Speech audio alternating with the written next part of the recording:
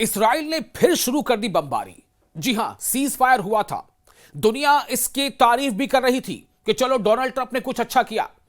लेकिन एक तरफ जहां दुनिया के लोग अभी अमन और सुकून ले सकते, अमन और सुकून के साथ साथ थोड़ी अच्छी बातें, अच्छी फीलिंग ले सकते, लेकिन इस बीच इसराइल ने फिर से बमबारी कर दी है।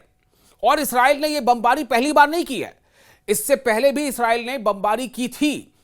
फिर से दुनिया की तरफ से आवाज उठी थी, कई मुल्कों में अभी भी मुजाहरे हो रहे हैं। तो काबिज इसराइल की वहशियाना बमबारी जारी है। गजा के मुख्तलिफ इलाकों में दर्जनों शहीद भी हुए हैं और बताया जा रहा है कि काफी बड़ी तादाद में जख्मी भी हुए हैं। यह ताजा बमबारी का मामला है, ये बिल्कुल ताजा, यानी कि आप मुश्किल से ये समझ लें कि 12, 14, 20 घंटे पहले की बात है। काबिज इसराइली फौज के गजा की पट्टी पर जारी दरिंदा सिफत हमलों में दर्जनों फलस्तीनी शहरी शहीद और मुतादिद जख्मी हो गए। सवाल बार बार यह उठ रहा है कि आखिर डोनाल्ड ट्रंप ने जो पीस अकॉर्ड लागू कराया, शर्म शेख में दुनिया के कई मुल्कों के लोग जमा हुए और एक सीज फायर को अडॉप्ट किया गया, आखिर उसकी खिलाफवर्जी क्यों हो रही है?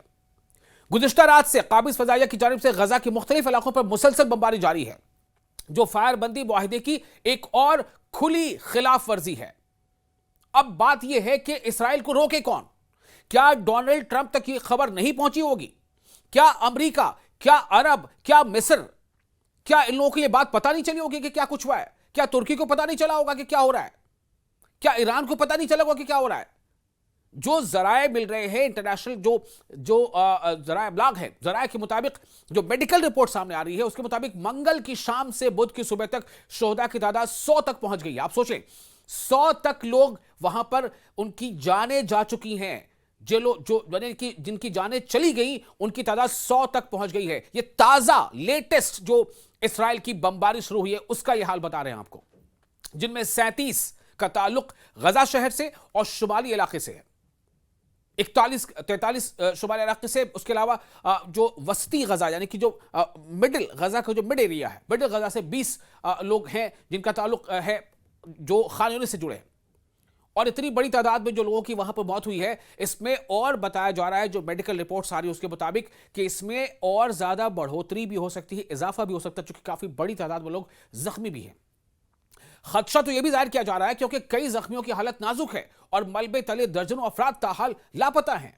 बड़ी बड़ी बिल्डिंगों में लोग रह रहे। आप सोचें कि गजा जो एक तरह से खाली हो चुका था, लोग अपनी जान बचाने के लिए कहीं के कहीं चले गए थे, वो वापस आए इस बुनियाद पर कि दुनिया के लोगों ने, दुनिया के बड़े बड़े मुल्कों के लोगों ने बैठ करके एक जंगबंदी जो है वो नाफिजुल अमल की है। तो चलो भाई, आप राहत की सांस। लेकिन अब उस टूटे फूटे मकान में भी जो लोग रह रहे हैं, वहां भी बम गिराया जा रहा है। जो मरकज़े इत्तलात है फिलिस्तीन का, जो सेंटर ऑफ इंफॉर्मेशन है, वहां से जो रिपोर्ट आ रही है उसके मुताबिक काबिज इसराइली तैयारों ने, यानी ऑक्युपाइड जो इसराइली है जिन्होंने ऑक्युपाई कर रखा है, कब्जा कर रखा है, काबिज कब्जाधारी इसराइल, उसके जो फाइटर जेट्स हैं, उन्होंने गजा के अलग अलग इलाकों पर दर्जनों फिजाई हमले किए, जबकि इसराइली जंगी बहरी जहाजों यानी कि युद्धपोत जो हैं, नेवल फोर्सेस, इसराइली जंगी बहरी जहाजों और टैंक से भी, आप सोचें कि आसमान से भी बम बरसाए जा रहे हैं। जो नेवल फोर्स है, युद्धपोत, वहां से भी बम बरसाए जा रहे हैं, वहां से भी मिसाइल दागे जा रहे हैं। और टैंकों ने जुनूबी शहर रफा के साहिली और मवासी इलाकों पर शदीद गोलाबारी की है। यह बिल्कुल ताजा खबर आपको दे रहा हूं मैं, कोई पुरानी खबर नहीं है, बिल्कुल ताजा खबर। बुध की सुबह काबिज तैयारों ने गजा शहर के मगरबी हिस्से में वाक़ा अशाती कैंप में मस्जिद अस्सौसी के करीब एक रिहायशी ब्लॉक था पूरा, वहां उसको मुकम्मल तौर पर तबाह कर दिया। आप सोचिए, एक रिहायशी ब्लॉक यानी इसको आमतौर से कहते हैं सोसाइटी, जो कई मंजिला बिल्डिंग्स और कई बिल्डिंगों की एक सोसाइटी होती है, उसे मुकम्मल तबाह कर दिया। आप सोचें उसमें जो लोग रह रहे थे उनका क्या हाल हुआ होगा। ये मरने वालों की तादाद ऐसे ही इतनी ज्यादा नहीं बढ़ गई। मकामी जराये के मुताबिक, जो वहां पर स्थानीय सोर्सेज हैं, सूत्र हैं, उनके मुताबिक फिलिस्तीन अखबार के सहाफी जो जर्नलिस्ट है मोहम्मद अल बानी रावी, अपनी बहुत ही एक करीबी रिश्तेदार इस वक्त शहीद हो गए, उनके साथ ही साथ वो भी शहीद हो गए। जबकि काबिज फौज यानी कब्जा किए हुए ये जो इसराइली फौज है, उसने अल नसीरात कैंप में उनके खेमे को बराह रास्त निशाना बना दिया, सीधा टारगेट कर दिया, हमला कर दिया। सोर्सेज ने बताया है कि काबिज तैयारों ने देर अल बला में शहदा अल अक्सा अस्पताल के मशरिक में यानी कि पूरब में वाक़े इंसान कैंप में एक खीमे पर बमबारी की गई, जिसके नतीजे में 5 शहरी शहीद हो गए। इन मरने वालों में इस्लाम अल बतरजी जो उनका नाम है इस्लामुल बतरीजी, उमर सबीही, इनके 2 बच्चे और उवैस और रसल और शीबा सामी रूबी शामिल है। ये सब जो फिलिस्तीन का जो इंफॉर्मेशन सेंटर है वहां से आ रही खबरों की बुनियाद पर हम आप तक ये खबर पहुंचा रहे हैं। देर अल बलाह की बलदिया यानी जो म्यूनिसिपैलिटी होती है उसके शहर में बेघर होने वाले खेमे पर सहूनी ड्रोनों के खुदकुश हमले में 4 फलस्तीनी जो है वो मारे गए हैं और मुतअद्दिद यानी कि असंख्य जो है वो जख्मी हो गए। उनके कई मतलब गिने नहीं जा सकते, इतने ज्यादा लोग जख्मी हुए हैं बहुत बड़े पैमाने पर।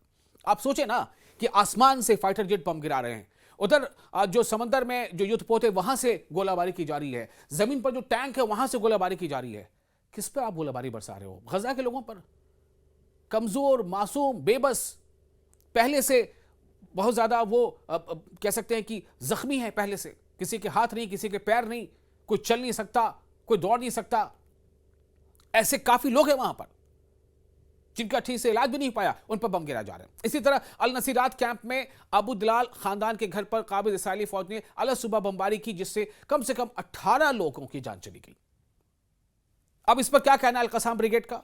अल-कसाम ब्रिगेड्स के मुजाहिद अब्दुल्ला दावी भी शहीद हो गए। वो गजा शहर पर काबिज इसराइली हमले में जख्मी हुए थे और जख्मों की ताब न कर वो उनकी भी जान चलेगी, वो भी इस दुनिया से कूच कर गए।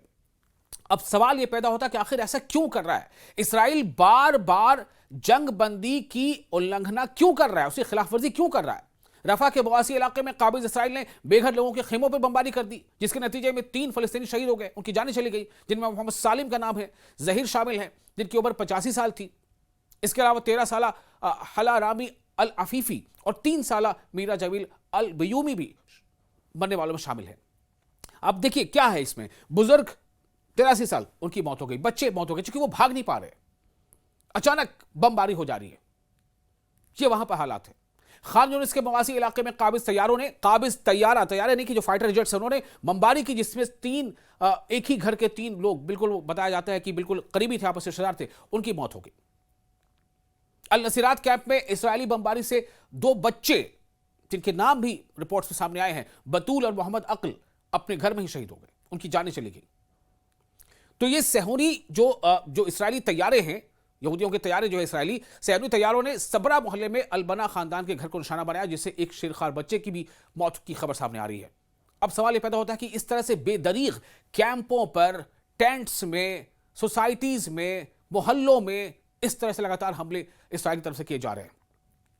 ये तमाम हमले लगातार जारी हैं। शुमाली गजा के बैतुल लाहिया इलाके में एक स्कूल को निशाना बनाया गया जो नाज़हीन के लिए जो वहाँ पे पनाहगाह के तौर पर इस्तेमाल हो रहा था, कि जो लोग जिनके घर टूट गए, तबाह हो गए, वो उसे एक रिफ्यूजी कैंप के तौर पर इस्तेमाल करते, उन पर भी हमला कर दिया गया। ये ताज़ा रिपोर्ट जो हमने आप तक पहुंचाई। आप देख रहे हैं न्यूज़ 18 का सोशल मीडिया प्लेटफॉर्म।